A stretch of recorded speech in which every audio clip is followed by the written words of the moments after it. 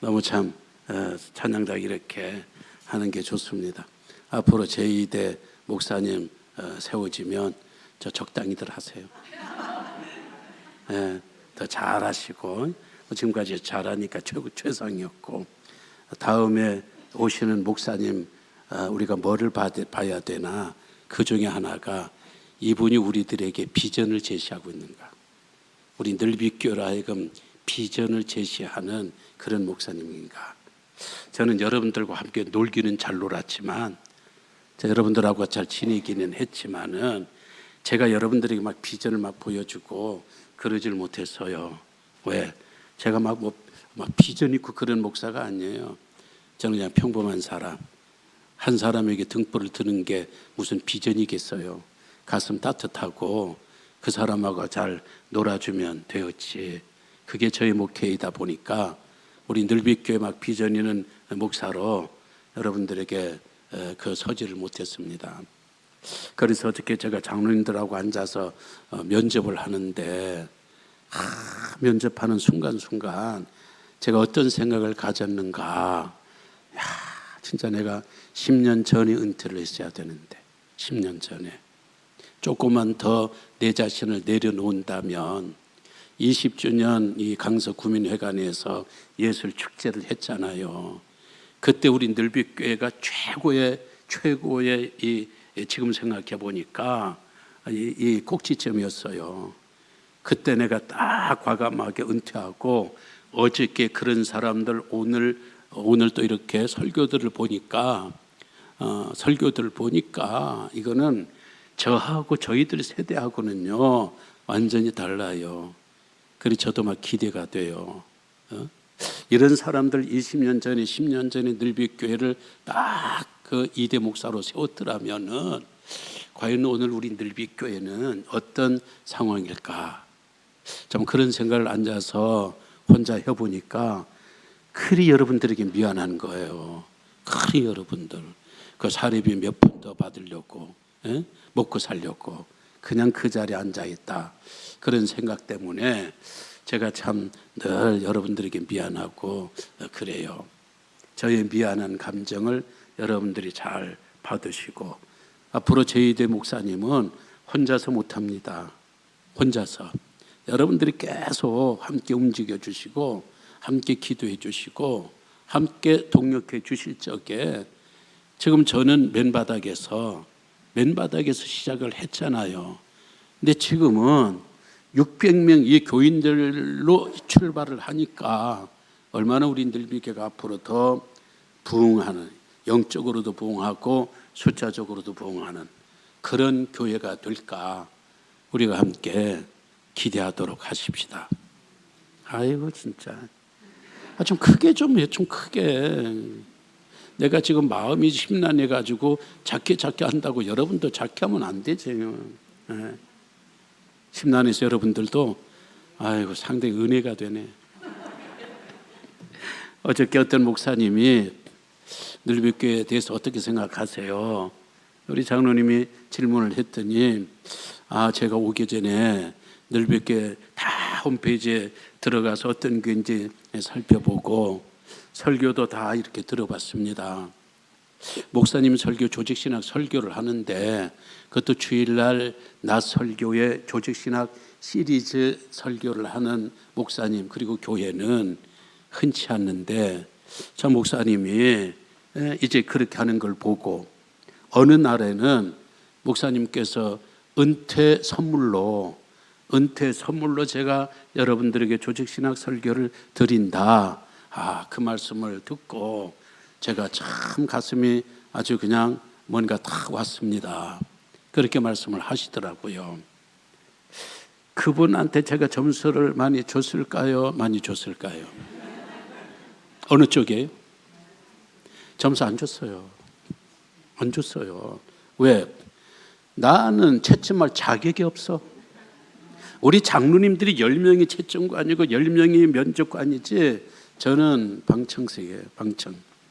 아까 말씀드렸잖아요. 일체 제가 여기에 일체 개입하지 않고 제가 나서지 않고 그래도 참 이 장로님들이 역할 분담하면서 이리저리 하는 거 보니까 얼마나 감사한지 몰라요. 오늘 조직신학 설교는 저도 이게 쉬운 작업이 아니지만은 듣는 여러분들은 더 힘들어요. 여러분들이 훌륭한 거예요. 설교하는 저보다도 이 청중들이 회중들이 좋으니까 지금 작년부터 지금까지 끌고 온 거지 않습니까? 오늘은 조직신학 설교 구원론 중에 마지막 단계예요. 마지막 단계는 영화의 단계. 영화의 단계는 구원론의 가장 끝자락이고 또 구원론의 완결편입니다. 우리가 구원론에 대해서 구원의 서정 쭉 이야기했죠. 하나님께서 우리를 미리 선택해 주시고 여러분하고 저하고 선택해 주셨잖아요. 때가 되면 우리를 불러주셨어요. 불러주신 우리들을 이거 그냥 놔두면 안 돼. 하나님이 그냥 우리를 중생, 거듭나게 하셨어요. 거듭나게 하실 적에 회개와 믿음을 같이 집어넣어요. 같이 집어넣으면서 하나님이 넌 이제 죄인이 아니야. 넌 죄인이로되 난 너 죄인으로 안 보고 난 의인으로 보고 의인의 자격을 너한테 줄 테니까 이제는 넌 나의 아들이야. 칭의와 함께 우리에게 양자의 신분을 주신 거예요. 그러면서 하나님의 요구가 있어요. 나 닮아야지. 난 아버지고 넌 아들이고 넌 딸이니까 너 누구 닮아야 되겠어? 나를 닮아야지. 나를. 이것이 성화예요. 이 성화를 해나가는 과정에서 하나님께서 우리를 참아주시는 거예요. 안 되는 거예요. 어느 책을 읽다 보니까요, 사람은 고쳐 쓰는 게 아니더라. 그렇게 나왔더라고요. 그렇게 한 사람이 성격이 변한다는 것, 한 사람이 변화된다는 것 무지무지하게 힘들어요. 그러니까 엄마가 참아야 돼요? 아기가 참아야 돼요? 엄마가 참는 거예요. 자식이 참아주는 거예요? 부모가 참아주는 거예요? 자식이 클 때까지, 사람 노릇할 때까지, 부모의 심정을 알 때까지 부모가 참아주는 거예요. 이것이 성도의 견인이에요. 이런 과정을 통하여서 제일 마지막에 오늘 영화의 단계에 이르면서 완전한 구원의 완성품이 이루어지는 겁니다. 그러니까 이렇게 이 구원의 서정, 구원의 이 단계는요, 시간적인 것이기도 하지만 또 논리적인 거예요. 꼭 순서가 시간적으로 딱딱딱 되고 그러는 건 아닙니다. 이런 걸 볼 적에 하나님께서 우리를 거듭나게 하시는 것과 그리고 하나님께서 우리를 칭의의 신분으로 만들어 주시는 것은 과거적 구원이에요. 무슨 구원? 과거에 이미 이루어졌어요. 구원받은 우리들을 계속 예수 그리스도를 닮아가도록 만드는 성령의 작업이 우리와 협동하는 거예요. 그 작업이 성화의 단계. 성화의 단계는 현재적 구원. 이거는 죽을 때까지 구원을 이루어가야 돼요. 계속해서 죽을 때까지 구원을 이루어가다가 우리가 딱 죽었을 그 찰나에 우리는 구원의 서정 마지막 단계 최종 종착점 영화의 단계에 이르게 되는 겁니다. 이 영화의 단계가 바로 미래적 구원의 완성. 그때 우리 구원이 완성이 되는 거예요. 일반 세상에서는 이런 게 없어요. 일반 종교인들은 막연해요. 그러나 기독교는 하나님께서 계시해 준 종교이기 때문에 굉장히 이런 게 구체적이에요. 이런 게 굉장히 구체적이에요. 그럼 오늘은 영화에 대한 설교인데 영화가 뭐냐? 내 한문 좋아해요. 이 한문이 보니까 영자는요, 꽃 영자, 꽃. 그냥 꽃이라고 생각하면 돼요. 화는, 응? 화는 우리가 변화할 적에 될 화. 그러니까 영화하니까 꽃처럼 되는 것. 꽃. 아름다워요, 안 아름다워요? 얼마나 아름다워요. 여기는 아무개 집사님 꽃, 여기는 아무개 집사님 잎, 여기는 아무개 자는. 얼마나 아름다워요. 얼마나. 누가 이런 아름다움을 만들 수 있겠어요. 이 땅 위에서는 지지고 볶고 막 우리가 이렇게 하나님의 뜻대로 살지 못하고 때로는 아이고 이게 언제 내 믿음 좀 제대로 가려나, 믿음 좀 쌓는다고 했는데 욱하는 바람에 믿음의 이런 등급에서 이런 단계에서 쪼르르르 내려가지고 사람들이 핀잔이 대상이 되어요. 저분은 교회 뭐 그렇게 50년 몇십 년 다니는데도 저 성격 못 고치네. 아이고 저 성질머리. 아이고 우리가 이런 사람이 남들에게 비판받고 핀잔 당할 적에 우리인들 부끄럽지 않겠어요?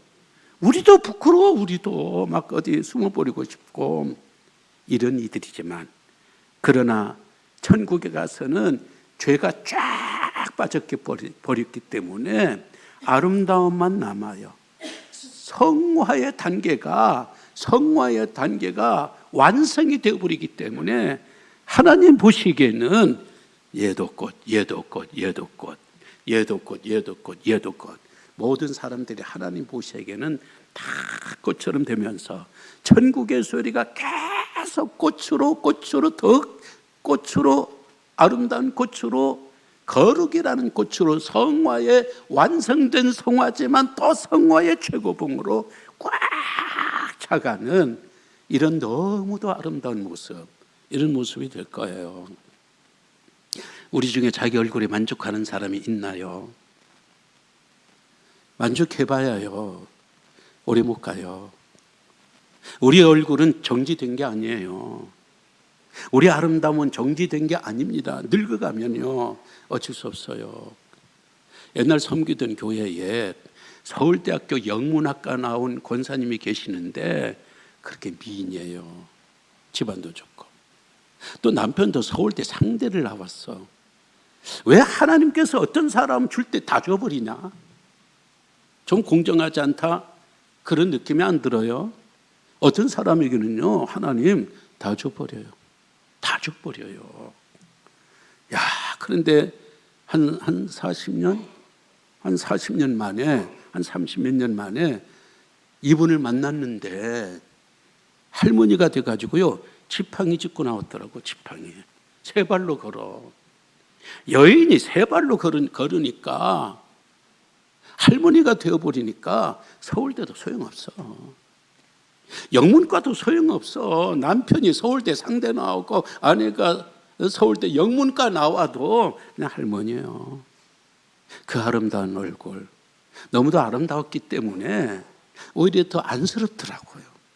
안쓰러워. 내 속에서 그냥 만나지 말고. 옛날에 내가 교육전사한테 너무너무 예뻐가지고 하나님 주시려거든 저런 여인을 주십시오. 아이고 진짜 겁도 없이 지가 감히 어떻게 자기 꼴도 생각을 해야지. 어떻든 그렇게까지도 할 만큼 아름다운 여인이었는데 세월이 가니까 어쩔 수 없어요. 어떤 때는 자기 얼굴 보기가 싫어. 때로는 우리가 아프고 힘들고 그러면 자기 육체가 감당을 못해요. 감당을. 우리가 이런 세상 살다 가는 거예요. 옛날에는요 결혼의 대상자로 외모보다는 능력을 택했어요. 외모보다는 돈을 택한 거예요. 왜? 외모는 늙어버리면 끝나잖아요. 젊음의 아름다움이 언제까지 가겠어요? 그러나 남자의 능력과 남자의 돈은 나이와 관계없이 끝까지 가거든요. 그래서 어느 온라인 커뮤니티에서 설문을 냈어요. 상위 20%의 외모와 그러니까 20% 아름다운 여인, 아름다운 남자, 상위 20%의 20%가 연봉은 6천만 원을 받아. 그러니까 아름다운 얼굴이지만은 월급이 좀 작아. 반대로 이 사람은 학리 20%에 들어버려. 못생긴 거예요. 몸매가 못생긴 거예요. 그런데 이 사람은 연봉을 1억 5천만 원을 받아. 와, 여러분 어느 쪽에? 어느 쪽 선택하겠어? 얼굴은 못생겼지만은 얼굴 보고 사냐? 그냥 돈 보고 살지. 그래가지고 외모는 20% 밑으로 떨어진 남자지만은 1억 5천 연봉 보고 그 사람을 택할 것이냐? 아유, 그래도 돈도 돈이지만 하루를 살아도 좀 멋진 사람하고 살아야지. 6천만 원을 받더라도 사실 6천만 원도 적은 건 아니에요. 이 남자를 택할 것이냐? 어느 걸 택하겠어요? 여러분들 대답을 못하니까 우리 김희경 선생한테 한번 물어보겠어요. 우리 김희경 선생님은 얼굴 못생겼지만은 1억 5천만 원을 받는 이 능력 있는 남자와 결혼하고 싶냐? 아니면 돈벌이는 시원치 않아도 멋진 남자와 결혼하고 싶으냐? 그러니까 다요. 딱 대답하잖아요. 나는 6천만 원이라도 멋진 남자고 살겠다잖아 지금. 그러면은 우리 더 모친 집사님 오집사님에게 묻습니다. 사위를 맞을 때에 얼굴은 못생겨도 1억 5천짜리 사위를 맞을 것이냐, 얼굴 잘생기고 돈벌이가 시원치 않은 6천만 원짜리 사위를 맞을 것이냐. 딱 그러잖아요. 저분도 돈 많은 사위가 좋대요. 이게 옛날이잖아요. 이게. 왜냐면 제가 성격이 좀 급해요. 그래서 빨리 대답을 안 하니까 내가 대답을 다 해버리는 거예요. 놀랍게도 옛날에는 무조건 능력이에요. 시대가 달라졌어요.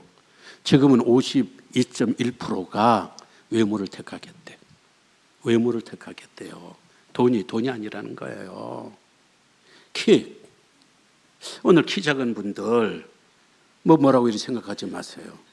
왜냐하면 내가 키 때문에 내가 평생을 한이 되어 살아온 사람이기 때문에 내가 이야기하면 흉이 안 돼요. 키 1cm의 가격이 얼마냐? 키 1cm의 가격이 1,000만 원이다. 1,000만 원. 1,000만 원이라는 사람이 100명 중에 38명이에요. 이 사람들은 1,000만 원을 주고라도 1cm 크고 싶다는 거예요.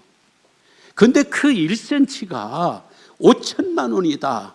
5천만 원이다 생각하는 사람은 100명 중에 29명이에요. 또요, 1cm에 1억이다. 1억이다 하는 사람은 20%예요. 1cm 키가 클 수 있다면 1억을 내가 낼 수 있다는 거예요. 미쳤지요? 안 미쳤어요. 그건 키 큰 사람이나 아이고 좀 미쳤어. 아니 1cm 무슨 1억씩 주면서 아니에요. 그 키 작은 사람한테 물어보면요. 저도 그래요. 10cm만 큰다면 제가 여기서 10cm 큰다고 생각해 봐요. 야, 인생이 달라져. 인생, 결혼이 달라져. 삶이 달라져요. 돈 있는 사람, 없는 사람은 큰 사람이지만 10cm 크는 데에 그게 돈이 10억. 돈 많은 사람은요, 평생 키 작아가지고 울고불고 자존심 상하고 그렇게 사는 것보다 10억을 줘가지고 10cm 커가지고 멋지게 살고 싶은 거예요. 그게 지금 세상이에요. 이런 외모지상주의. 특히 대한민국은 개성이 없어요. 어떤 개성을, 어떤 특징을 갖다가 이렇게 사람들이 저 사람 이러는 게 아니고 예쁘냐 안 예쁘냐, 멋지냐 안 멋지냐, 그리고 아주 체격이 좋으냐 안 좋냐, 매력적이냐 노매력적이냐, 이런 걸로 딱 결정해 버리기 때문에 대한민국에서 예쁘지 않는 삶으로 이 신체 조건이 장애인이거나 또 왜소하거나 이렇게 사는 데에는 많은 알게 모르게 고통과 그 남모르는 자존심 상해가지고 속상해하고 또 이런 거예요. 언젠가 어느 목사님이 피부암이 걸렸는데 그 핑도암이 걸리 그 무섭더라고요. 여기서도 끝까지 완전히 까맣게 타가지고 무슨 그 화상 입은 사람처럼 이렇게 그냥 볼 수가 없어요. 이런 사람들이 외모를 산다는 것, 이런 외모로 평생을 살아간다는 것, 어때요? 살고 싶겠어요? 이 세상에 살고 싶겠냐라는 이야기예요. 그런데 오늘 바울이 그런 이야기를 우리에게 하는 거예요. 있던 외모 때문에, 눈에 보이는 것 때문에 모든 피조물들이 탄식하고 있다. 탄식. 22절 보세요. 피조물이 다 이제까지 함께 탄식하며 함께 고통을 겪고 있는 것을 우리가 아느니라. 피조물이 다 탄식해요. 돈이 없어서 탄식하는 것도 있고, 이런저런 우환과 이런저런 어려움으로 이 삶 자체가 너무 힘들고 너무 괴롭고, 이 계속 뒤어지는 인생의 이런 비극적인 삶 가운데서 이게 살맛이 없는 거예요. 살맛이 없는 거예요. 여러분 아시죠? 바울은요, 바울을 대할 적에 사람이 뭐라고 그랬는가? 야, 글에는 힘이 있지만은, 모이는 힘이 있으나 글에는 힘이 있지만은, 와, 대단한 사람. 딱 만나보니까 외모가 너무 추레해. 이 사람은 육신에 가시가 있다고 그랬잖아요. 그 많은 사람들은 그가 다메섹 도상에서 큰 빛에 조였을 적에 눈이 타버려가지고 안절이 생겨서 평생을 여기에 그냥 눈곱대기 이렇게 생기고, 그러니까 이러니까 막 글은 얼마나 아름답고 얼마나 강력하고 얼마나 논리적이고 체계적입니까? 이런 저자를 만나고 싶다, 이런 편지의 저자를 만나고 싶다 딱 만났더니 외모가 너무 그런 거예요. 그래서 뒤에서 궁시렁거리는 거예요. 조롱하는 거예요. 아이씨, 만나지 않는 게 낫지. 아이고, 참 사람은 좀 그러네. 이런 외모를 갖고 평생 산 거예요. 아름다움과는, 매력적인 것과는 완전히 다른 삶을 살았어요. 이런 삶을 살았던 이 바울이 뭐라고 이야기를 합니까? 23절. 그뿐 아니라 또한 우리 곧 성령의 처음 익은 열매를 받은 우리까지도 속으로 탄식하여, 외모 때문에 탄식하여, 인생의 어떤 고난, 환난, 인생의 이런 여러 가지 참 부족함으로 인하여 탄식하여, 어떤 우리가 하나님의 성령의 처음 익은 열매를 받은 우리까지도, 예수 그리스도잖아요. 성령을 받은 우리도, 우리 안에 그리스도가 있는 우리들조차도 속으로 탄식하는 거예요. 너무 힘들다, 너무 버겁다. 우리 육체가 우리의 힘이 돼야 되는데 우리 육체가 짐이 되는 거예요. 우리 육체가 날개가 돼야 되는데 이 육체가 애물단지예요. 애물단지. 이 육체 때문에 내가 너무 힘들었어요. 이 육체를 끌고 살아오는 삶 속에서 너무너무 이게 힘든 거예요. 너무너무 힘드니까. 이게 나이가 이제 건강했던 사람들이 100세가 넘어가면요, 이제 완전히 힘들거든요. 무슨 소망이 있고 무슨 고난이, 탄식하는 거예요. 여기서 끝났으면 좋겠다 속으로 탄식하지만 그거 되냐고요. 그래서 어떤 사람들은 너무 힘드니까 극단적인 선택, 그것뿐이잖아요. 그 극단적인 선택을 하잖아요. 그것이 그 사람들의 인생의 비극으로 끝나버리잖아요. 영화가 끝나고 나면 자막에 거의 대부분 영어로 The End 이렇게 나와요. 끝났다는 거예요. 영화가 끝나듯이 인생도 그렇게 The End, 끝장나는 날이 오는 거예요. 그런데 이젠 고인이 되신 한국의 최고의 지성 이어령 교수는 영화의 자막은 The End로 끝났지만은 인생의 자막은, 우리 인생의 끝자락의 자막은 The End 이렇게 끝나는 것이 아니고 꽃 한 송이로 그 끝자락을 딱 보여줬으면 좋겠다, 그렇게 이야기를 했어요. 그분이 오늘 이 영화라는 이 교리를 이해해서 그랬는지 아니면은 어떤 문학적인 표현으로 그랬는지는 몰라도 딱이에요. 딱이에요. 영화라는 말은요, 영어로 글로리피케이션, 글로리가 뭐예요? 영광. 피케이션은 화하기. 이게 한문으로 될 화잖아요. 우리가 이 땅 위에서는 거지같이 살아. 내 육체가 너무 힘들었어. 이 육체하고 사느라 너무 힘들었어. 어떤 사람은 너무 아름다운 몸매와 아름다운 얼굴과 이 좋은 것들로 그 몸이 받쳐주었어요. 몸이 날개가 되어서 그렇게 행복하게 살았는데, 어떤 사람에게는 이게 애물단지요. 우리 신체가 애물단지요. 이렇게 살아온 사람들, 이거 힘든 거예요. 실망이 되고. 서울대 소비자학과 김난도 교수팀이 내년마다 트렌드 코리아라는 내년의 소비자 트렌드가 어디로 갈 거냐에 대한 그런 그 전망을 매년 내놓아요. 이번 2014년 내년에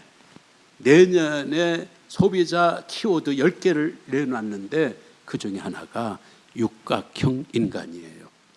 육각형 인간이라는 것은 정육각형이 기준의 축이 꽉 찬 완벽한 형태를 우리는 정육각형이라고 그러잖아요. 사람도 정육각형 인간이 있다는 거예요. 외모, 집안, 자산, 학벌, 성격, 이런 6가지가 처음부터 꽉 차 있는 완벽한 인간이 있다는 거예요. 이런 인간이 지금은 오히려 더 사랑받고 존경받는다는 거예요. 옛날에는 뭐예요? 고생한 사람 우리가 더 존경했잖아요. 외모가 그래도, 학벌이 그래도, 집안이 그래도, 우리가 고생해서 고진감래라는 이 서사성 이야기가, 이런 스토리가, 그리고 개천에서 용이 난다라는 이런 것들이 사람들에게 존중을 받았잖아요. 근데 지금 말이죠, 태어날 때부터 완벽하게 태어난 인간들이 존경받는다는 거예요. 막 연습해서 아이들이 아니라 처음부터 완벽한 조건을 가지고 태어난 완성형 아이돌을 요즘 젊은이들은 열광한다는 거예요. 그런 사람들에 비하면은 우리는 이 땅 위에서 진짜 힘들게 사는 거예요. 아주 안 좋은 조건 가운데 우리가 사는 거예요. 그러나 디엔드, 우리 끝이 여기가 아니에요. 여기가 끝이 아니라 때로는 우리가 우리 육체를 나도 싫어. 이 죄송한 이야기지만 어떤 때는 참 이 샤워하려고 이 거울 앞에 내 모습 보면, 야, 이거 뵈는 일이 나왔지 말이죠. 야, 진짜 좀 그래요. 뭐 스스로도 진짜 싫어. 그런 우리의 몸인데 이게 우리 끝이 아니에요. 맨날 죄와 싸워야 되고 맨날 지고 우리 자신이 진짜 왜 이러냐 막 짜증나고 그러는데 여기가 우리 끝이 아니에요. 천국에 가면 꽃처럼 우리가 변하는데, 더 구체적으로 천국에 가서 영화는 2가지로 나타나요. 하나는 영혼의 영화예요. 삶과 죽음이 뭐예요? 우리는 영과 육체로 되었잖아요. 우리의 육체 속에서 영이 빠져나가 버리면 그 죽는 거예요.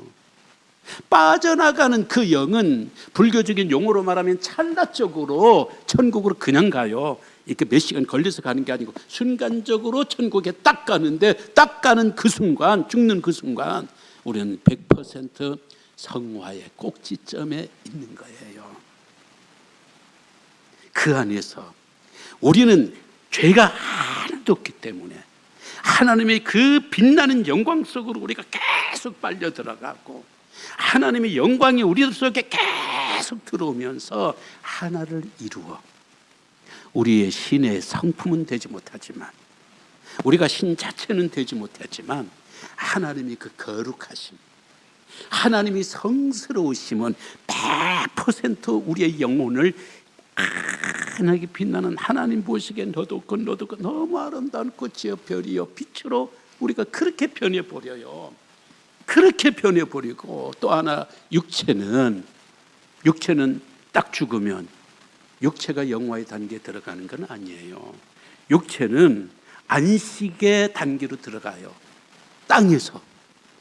아니면은 화장했으면은 한줌의 죄로 거기서 안식을 누려요. 그러다가 예수 그리스도께서 재림하실 적에 육체가 일어나면서 그때 육체가 영화의 단계로 오르면서 천국에서 영과 육이 하나가 되고 거기서 진정한 그 영화가 쫙 일어나면서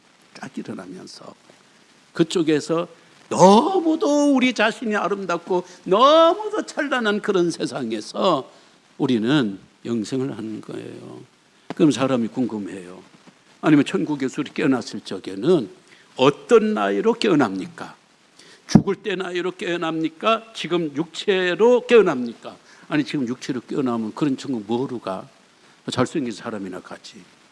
뭐 장인 같은 사람, 완전 막 그냥 질병으로 막 이미 다 쪼그러들어 버렸는데 나병 환자들은 벌써 코 떨어지고 손가락 떨어지고 다 끝났는데 그 천국에 가면 이런 모습으로 태어나. 그럼 뭐하러 천국 가? 그게 무슨 천국이야? 천국은 우리 육체가 그냥 그대로 가냐? 늙을 적에 죽을 적 육체로 가냐? 우리가 가장 빛날 적에 그 육체로 하나님 계시도록 하냐? 어린 시절에 키운 그걸로 우리를 하나님께서 부활시켜 주느냐? 몰라요. 그 몰라. 칼빈이 말했어요. 성경이 가는 데까지 가고 성경이 가지 않으면 중자물로도 중재해라. 몰라요. 그러나 저는 문학적인 상상력을 동원하여서 지난번에 드렸던 말씀, 칼이 불 속에 들어가면, 불이 칼 속에 들어오면 이게 불인지 칼인지 몰라요. 빨간 너무 아름다움으로 그 영광내 속이 불타고 있는 거예요. 그 칼이 키가 크다, 키가 적다, 그 칼이 뚱뚱하다, 날쌔다, 그 칼이 기스가 났다, 그 칼이 한쪽에 잘라졌다, 몰라요. 불 속에 쫙 들어가면은 그 칼 자체가 불이 되어버리면요, 칼인지 불인지 칼인지 다 아름다워, 다 빛나. 이게 천국에 가서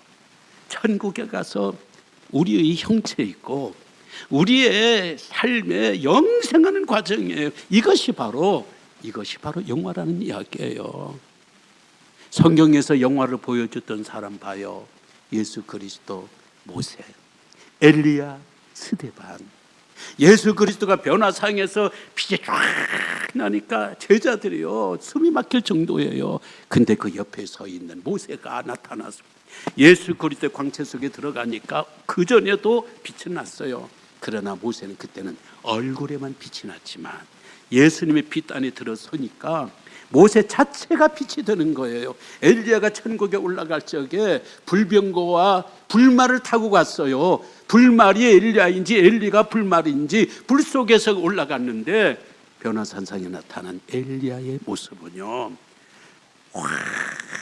완전히 광채가 나는, 광채 자체가 엘리야인 거예요. 세대반 죽어가면서 사람들이 보니까 스데반의 얼굴이 천사와 같다라고 그랬어요.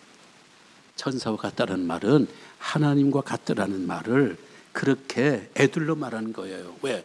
하나님 그런 말을 잘 못 쓰고 비유를 그렇게 못 해요. 천사와 같은 것은 하나님처럼 빛난 거잖아요. 왜? 나오잖아요.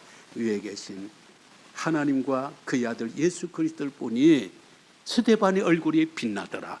그 영광이 살아있는 스데반의 속에 들어오니까 살아있지만 광채의 이 상황, 이 광채의 상태 속에 들어간 거예요. 우리가 장차 이런 걸 바라보니까 바울이 뭐라고 이야기합니까? 24절, 우리가 소망으로 구원을 얻었음에 보이는 소망이 아니니. 지금 우리가 당하고 있는 이런 상황, 환난, 고난, 얼마나 바울이 고난 당했어요. 그래서 고린도서 11장에 보면요, 이런 고난, 이런 고통, 이런 거 쭉 나오다가 마지막 28절에는요, 너무 눌린 것이 많아. 눌려. 스트레스도 왕 스트레스예요. 이런 사람이지만은 그가 뭐 하나 갖고 견뎠는가? 그 뭐 하나 겪고 견뎠는가? 빌립보서 1장에서는 진짜 나 죽는 게 난 더 원한다. 그러나 내가 살아야 되는 것은 복음 전하기 때문에 내가 살아야지. 복음 전하는 사명 없다면 난 이제라도 빨리 죽고 싶다. 그럴 정도는 사람이 그가 견디면서 고통을 감내한 것은 25절 만일 우리가 보지 못하는 것을 바라면 참음으로 기다릴지니라. 그가 뭐를 기다렸어요? 18절입니다. 시작. 생각하건대 현재의 고난은 장차 우리에게 나타날 영광과 비교할 수 없다.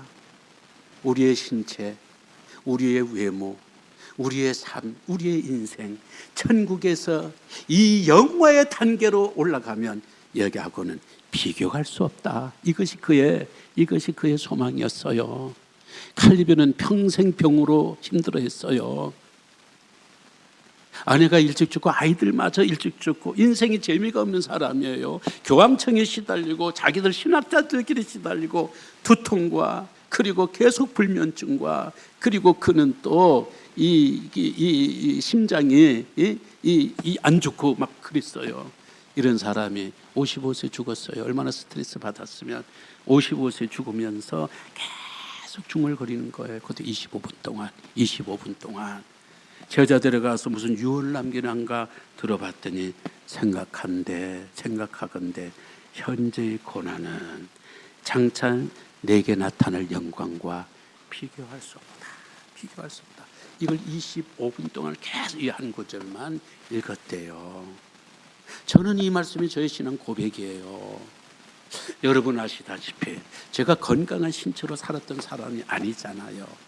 때로는 이 신체가 나를 옥죄었고 힘들게 하고 나로 하여금 좌절감을 가졌던 그런 애물단지와 같은 신체였기 때문에 우리가 이 신체를 벗어나 그래도 이 신체가 따라오는데 천국까지 따라오는데 그 신체는 오늘 우리의 신체가 아니라 저 해와 같이 빛난다. 그런 영화의 상태에서 영생한다.